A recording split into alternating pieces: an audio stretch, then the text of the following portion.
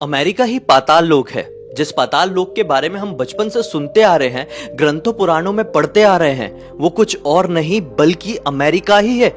इस बात के पीछे कितनी सच्चाई है, कहां से निकल के आई ये थ्योरी, इसके पीछे की कहानी तुम बता सकती हो? हाँ बिल्कुल। रामायण के अनुसार अहिरावण ने जब श्री राम और लक्ष्मण जी का हरण कर लिया था और उनको लेकर पाताल लोक चला गया था, तब विभीषण जी हनुमान जी को बताया कि श्री राम पाताल लोक में है और पाताल लोक जहाँ हम खड़े हैं उसके एग्जैक्टली नीचे है। बस फिर क्या था, हनुमान जी तुरंत पाताल लोक पहुँच गए। वहाँ पर उनकी भेंट सबसे पहले पाताल लोक के द्वारपाल मकरध्वज से हुई। तब हनुमान जी और मकरध्वज में भीषण युद्ध हुआ। और मतलब मकरध्वज हनुमान जी से युद्ध लड़ भी पा रहे थे, उनके सामने टिक भी पा रहे थे? हाँ, पूरी बराबरी से युद्ध कर रहे थे और इस युद्ध का कोई नतीजा भी नहीं निकल रहा था। जब हनुमान जी थक गए तब मकरध्वज से पूछे कि तुम कौन हो। जब मकरध्वज ने अपना परिचय दिए तब हनुमान जी समझे ये तो मेरे ही पुत्र हैं। हनुमान जी उनकी शक्ति से बहुत प्रसन्न हुए और उनको आशीर्वाद दिए कि आज के बाद पाताल लोक के राजा तुम ही रहोगे और समय चक्र के अंत होते तक यहाँ के लोग तुम्हें पूरी श्रद्धा से पूजेंगे। और अगर हम आज के जमाने में थोड़ा सा फोकस करते हैं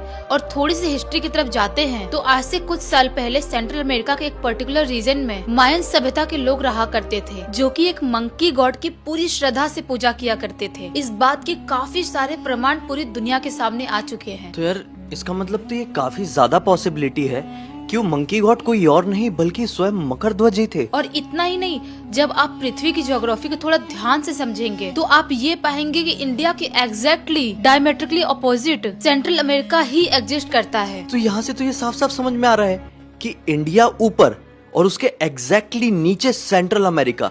तो क्या ये सेंट्रल अमेरिका ही वो पाताल लोक है जिसके बारे में हम बचपन से सुनते आ रहे हैं, वेद पुराणों में पढ़ते आ रहे हैं? कमाल है, ये जानकारी तो मतलब बहुत ही रेयर है और ये एक ऐसी थ्योरी है जो बहुत ही कम लोगों के पास होगी और विथ प्रूफ है। ये हवा में भी बात नहीं हो रही है। ज्योग्राफिकली देखें या फिर वेद पुराणों से रिलेट करके देखें, कहीं से भी ये कहानी गलत होती समझ में नहीं आ रही है। आज सभी को बहुत अच्छी जानकारी मिली।